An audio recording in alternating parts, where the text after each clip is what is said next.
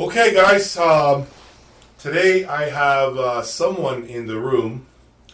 He is a fellow audiophile from the Sarasota, right? St. Pete. St. Pete Yeah. region, and he was down here in my neck of the woods and wanted to stop by to listen to the system.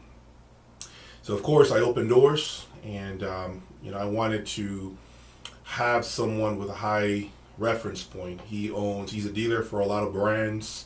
You're a dealer for which brands right now? Block Audio, Cube Audio, Merrill Audio, Mula Mula, and I got some more possibly coming. But And the name of your dealer? it's Joyland Enterprises right now. We're going to Okay. change that. But All right. So his name is Jerry, and Jerry was, inquiring to come into the room and listen to the system. So he's been listening to the system for the last, 15, 20 minutes. The Boulder 3060 was literally turned on 5 minutes before he got here, so it still needs to settle. But I wanted him to articulate, what he heard in the room, and I wanted him to talk about my system. So take it away, Jerry. Go ahead and. well, I appreciate you letting me come and listen to the system number one. But this is probably the finest system I've ever heard, literally. I've never heard bass where the amplifier has that kind of grip on it. It's going hard, low. It hits you in the chest. I just never seen this kind of grip on a system. And I keep asking you, what is the magic? And I think we've determined it's probably that amplifier and probably the preamp as well. But this has only got 3 10s. It's a fairly shallow cabinet. Yep. But it's producing bass that I've just never seen a cabinet that size produce. I build speakers. I make my own speakers. I've been doing it for 40 years, and this is crazy. I've never heard anything that puts this kind of output out for the size and scope of what's there. So, to me, it's defying physics. It's crazy. Well, maybe I ask a lone wolf when I see him on Friday as to what he's doing here with the S7s in particular, the magical S7. But I am also very surprised what the sealed cabinet with 3 10s can do. And I think to your earlier point, it's a system. So I think the Boulder 3060 has a lot to do with the grip and the way the woofers stop, quickly, and they keep moving, and just incredible, the raw power and control that the Boulder And the 3060 detail, it's wow. Tell us a little bit about the detail. What did you hear? Well, you can hear every string, every nuance of it, the ringing of the string. You can hear everything about it. You can hear, all the breakdown of each note that's hit. And that's unusual. It's usually smeared over a little bit. It's a little bloomy. This is not bloomy at all. And this is not a big room. Right. And the sibilants, you talked about this, the S. Yeah, the S's, they're not out of control. It's like they just go to a certain point and they just cut off. It's amazing. I've never heard a system do what this is doing. No, you've heard different magical speakers in the past. Oh yeah, I've heard the M3s all the way up to the M3s. I haven't heard the M6s, but I've heard at least up to the M3s, and I really wasn't all that impressed with most of them. To tell you the truth, most of the time. Okay. This is 10 times better than anything I've ever heard Magico-wise.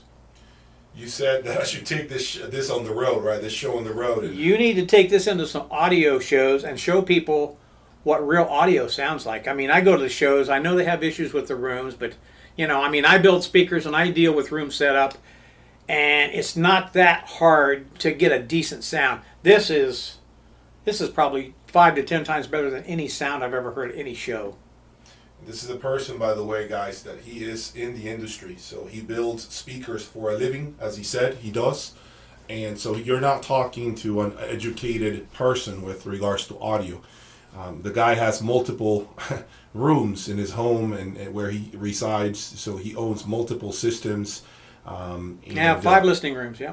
So he has 5 listening rooms, just to have an idea. Okay, this is not somebody that I picked up off the streets that came and listened to the system. He is absolutely well known in the industry, and he wanted to come out and simply give his input. And so I figure, why not share with you guys what he's hearing? I've been saying it before, and I'll say it again, it's about system matching and finding the right components. No component can come and fix any of your issues. It takes assembly. It's a whole group, a collective effort, if you will, of components that lead up to what should be audio nirvana. Now, I know some of you guys don't necessarily ever find that because you keep chasing your tail, and that's fine. But I keep displaying a great combination each and every time, and now you're hearing it from someone else from inside the room, as far as what he hears in the system. And you love the bass. Well, my background, we owned several nightclubs for 20 years, and I listened to live music literally 7 days a week, for a long, long time.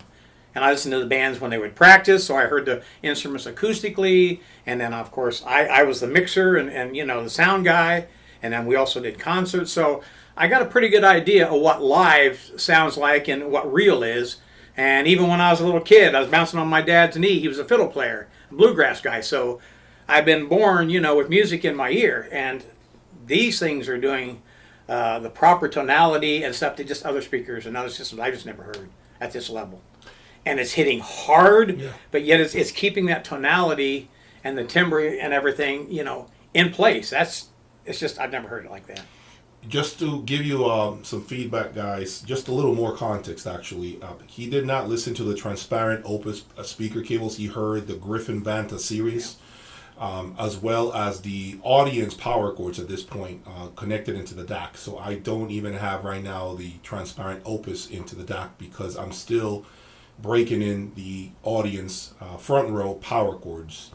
And so he heard the system essentially still in I wouldn't call it, not in its full glory yet, right? Because I had just turned on the amplifier and the power cords are still settling in. But, to hear you say that the system is completely, completely blown your way is definitely a great compliment. I wish people could hear the system and have an understanding of what's possible with the right electronics, the right system matchup. And, I am pretty excited to get out to the Magical Factory and hear what he has, because you can only imagine that room with the M9s and how incredible that room must be. So I am ready to basically come back with my tail between my legs when I leave that room, because I've heard manufacturers be at shows and kind of be sad.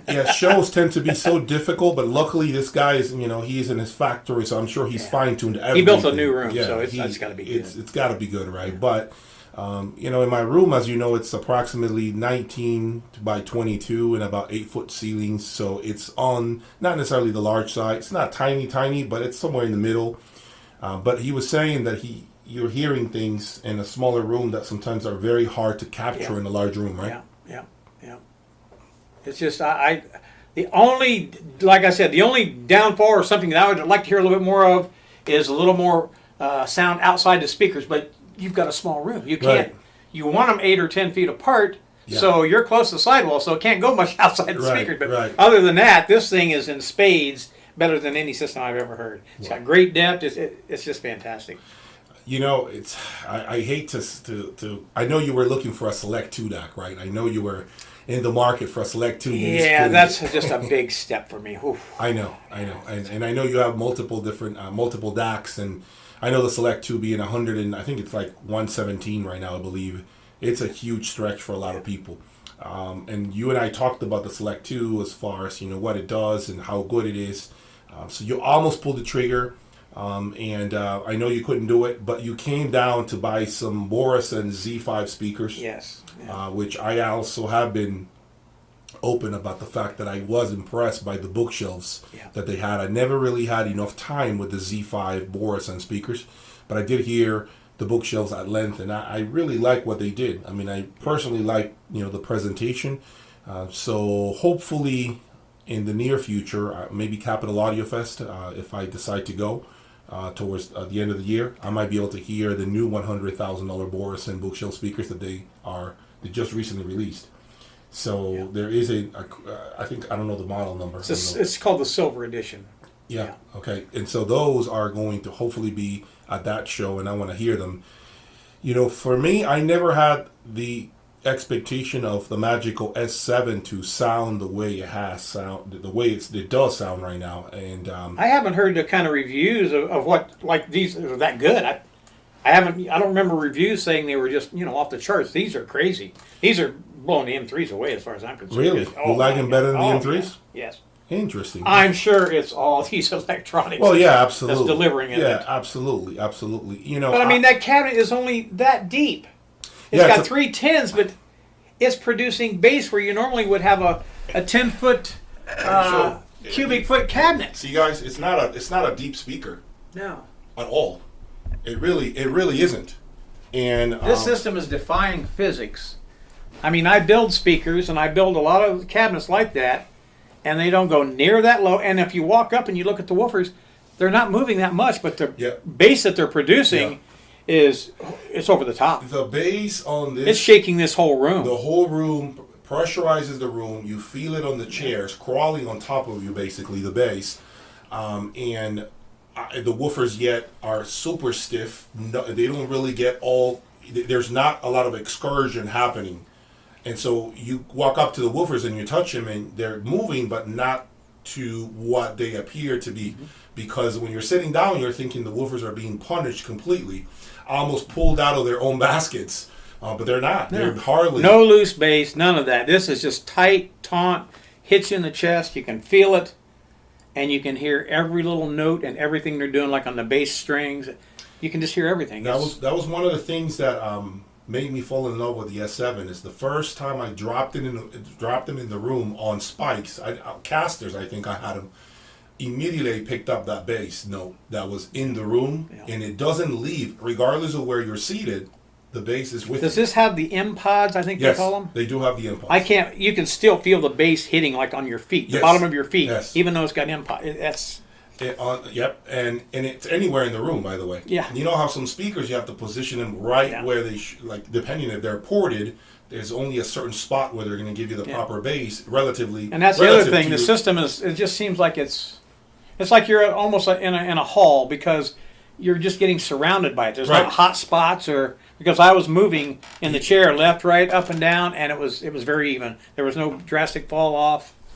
This is an amazing system. It really is. I mean, I have worked extremely hard to get it to where it is. Now I am still fine tuning, but it's more now of perhaps getting the last ounce or two out of the system in the form of like maybe a couple of different cables or power cords or maybe a footer here and there. But I think holistically, I think the entire system is singing.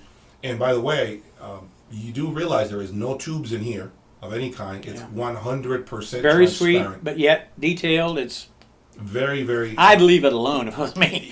I wouldn't do a show. Do nothing else. It's crazy good. I know, but because more experimentation, I'm sure can flesh out a little bit more. But my subscribers would kill me if I left the system static and I didn't do anything else with it. They would just start unsubscribing because they want to see something else new. And by the way, there is a lot new, a lot more to come. I'm going to have, I don't know if you're aware, I'm going to have the Griffin Apex amplifier in here. The big one. How about the preamp too? The Commander will be here as well. I've never heard an amp that does what that one does, ever. So, and like I told you, I play with some big pro sound amplifiers. The Crown 12,000. I played with the 10,000s, and they're like plus 10,000 damping factor, and they don't have any more grip than what that does. Probably it sounds like less. Right. It's off the charts. So we'll see how the Griffin Apex will do here. I expect nothing but great things from that amplifier. I wouldn't sell that. There's always the monos, the 3050s, but that's a pretty penny right now.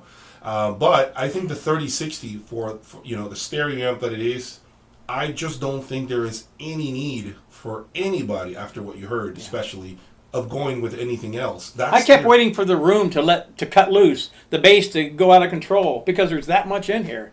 Yeah. I don't think you need anything more than what you got. I mean, surely at some point the room has just got to start falling off the wall stuff. Correct. But this is wild. It's very, very nice. 3060 is more than many people need, and again, it's only the stereo amplifier. And I'm sure the Griffin Apex is the same. I have had monos and I have had stereo versions of the monos from different brands, and I've always said that I think it depends, number one, on the speaker that you're driving. The size of the room too has a lot to do, because if you have a massive room, eventually, if the speaker is not efficient enough, eventually the monos would come in handy, right, to give you that extra whatever, 600, 800 watts of power. But I've been surprised. You've always been happy with the stereo versions most of the time, Always, because I've always. watched your videos and it's like, Always. wow, I mean, he doesn't go for the monos. That's great. The stereo for me, and with many brands, has been, the stereo amplifiers have been quite satisfying. I think that the stereos, oftentimes, there are exceptions, and I may be able to talk about those on my on my website when I finally launch it, my members only section, where I can go over brands that I think were not too good in the mono version, but they were outstanding in their stereo versions. Yeah. There are some brands out there. Be careful. I'm telling you guys right now, okay? I'm telling you all, not every brand has a great mono version of their stereo amplifier. Some brands simply bridge them, and then you lose the damping factor, so now there's less bass involved. Yeah. I have heard it before. So be careful. Some brands do not make real mono. Griffin definitely makes real mono versions of their stereo amplifier. This is why their amps don't go from being 200 watts for the stereo version, on the stereo version, to 400 watts on the mono. Right. They don't do that. It's usually like only 10 watts more, 30 watts max more, right. And that's it. They're monos. But because depends if they're playing Class A too. I mean, if they're doing Class A, it's pretty. Yeah. And they're doing a real stereo, a real mono design, not just a bridge stereo. Right. And that's what a lot of people need to understand. So hopefully you guys are excited for this weekend. There is a lot more to come with the channel. September has the Griffin Apex, Griffin Commander. We have the turntable, the Kronos, that will be here soon.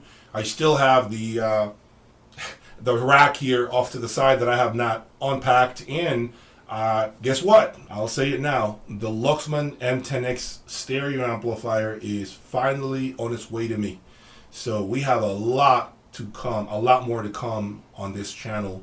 And who knows? Maybe there might be another surprise. So stay tuned. Jerry, thank you. I'd like to thank you for continuing to bring new equipment, because if I ran across a system that sounded this good, I'd shut my YouTube off and I'd be done. The heck with people in YouTube land. I'm done. I'm listening to music. This is fantastic. Now, were we streaming? Streaming. Everything was streaming. Everything was streaming. See? Pure streaming. I mean, that's not the best of the best playback either. No, I need a real CD player. Yeah, a real CD player. Plug it into my DAC and then let it go. Yeah, I do, and I think I have one somewhere. Oh, look, it's right there under the constellation. Yeah. It's right there. I haven't even used that in God knows how long. Sometimes I forget it's here. It's a Sim Audio 650D CD player. I may just bring it out and connect it to the MSB Select 2 and see how that sounds. But well, guys, this is beyond the real deal. I've listened to thousands of stereo systems, shows everywhere. I've heard $1 million systems that don't even come close to this. This is the real deal. Much appreciated, Jerry. Thank you for stopping by and giving my audience some of your feedback and your thoughts about my system. Yeah. Guys, stay tuned for more. Thank you again for supporting the channel, and be on the lookout for that video at the factory, at the Magical Factory in California. Until the next time, peace.